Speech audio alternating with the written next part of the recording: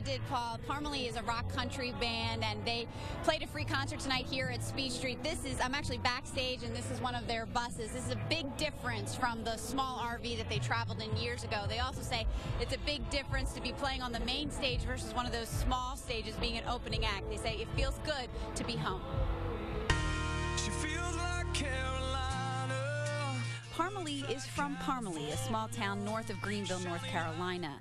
Backstage at the 600 Festival, they explained in 2007 they had already written Carolina, their first big hit, but it took some time for it to make it to #1. So many shows and years on the road. I mean, from Greenville to Raleigh to Charlotte to Greenville, South Carolina. I mean, we burned these roads up for many years, so this feels like home. Charlotte is home for another reason. Well, Scott was in Charlotte's Medical Center for right at 30 days, I think.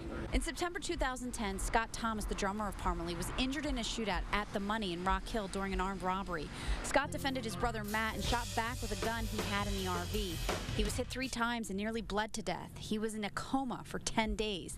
The band didn't talk about the shooter who died or Ditavis Hinton, who will be in jail until September 2027. You're never anywhere alone like we were that night. They've learned from the experience and still love Charlotte. It's home. We love it. It's always going to be home. But, you know, I think as time goes by, it's a little easier. They have more security and top 10 hits. What's better, the studio or this? Oh, this. Oh, yeah. This, no doubt. Way better. Come on now. They love playing the big stage. Everybody has their own path. There's no way that you can. Everybody has their own story, so it's nobody's fault. It took us the hard way. Now that they have arrived, they're thankful and happy to make it.